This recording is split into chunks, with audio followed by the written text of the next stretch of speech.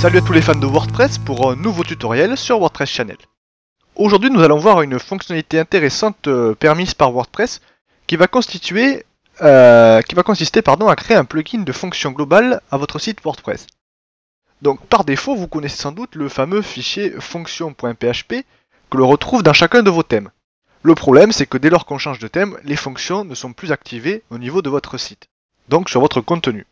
Moi je vous propose très simplement de créer un plugin que l'on pourra activer de façon automatique ou non, et de pouvoir y copier-coller vos différentes fonctions.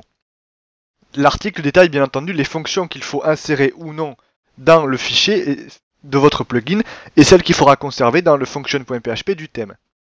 Donc nous allons tout simplement créer un plugin de base qui va consister à, premièrement, se connecter sur votre serveur FTP dans le dossier wp-content/plugin. Préparez donc sur votre bureau un premier dossier qui va s'intituler fonction-plugin. Bien entendu, c'est le nom de votre plugin, vous pouvez mettre ce que vous voulez, à condition de ne pas mettre d'accent et de mettre des tirets à la place des espaces. Dans ce dossier, vous allez créer un fichier PHP qui s'appellera de manière identique au nom du plugin. Donc fonction avec un s-plugin.php. C'est un fichier d'exemple. À l'intérieur de ce fichier, vous devrez insérer cette en-tête qui est commun à tous les plugins de WordPress, qui permet au back-office de comprendre que vous avez créé un plugin, comment il s'appelle, etc. Et ensuite, à l'intérieur de ce fichier, il ne vous restera plus qu'à les copier-coller les différentes fonctions que vous voudrez séparer de votre thème. Donc par exemple, dans mon thème par défaut, j'ai un fichier function.php. Dans ce thème, j'ai par exemple des fonctionnalités qui sont propres à mon forum BBPress.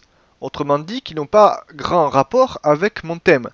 Donc je pourrais très bien aller insérer ces fonctionnalités dans le fichier fonction-plugin.php, juste en dessous ici.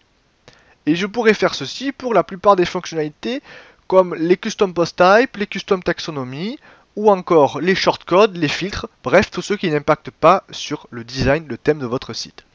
Ceci fait, retournez dans le dossier wp-content/plugin et il vous suffira d'envoyer le dossier qui portera le nom de votre plugin. Retournez ensuite dans votre administration de WordPress au niveau des extensions.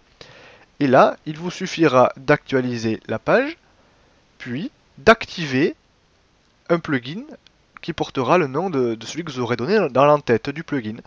En cliquant sur activer, les fonctionnalités que vous aurez copiées dedans seront appliquées de manière globale. Vous pourrez alors changer de thème autant de fois que souhaité, tout en conservant les fonctionnalités. Il est possible d'aller plus loin, comme je l'indique dans l'article, en créant un fichier mu-plugin qui veut dire must use plugins. Dès lors qu'un plugin est copié dans ce dossier, il est activé de base et vous ne pouvez pas le désactiver sans passer par le FTP.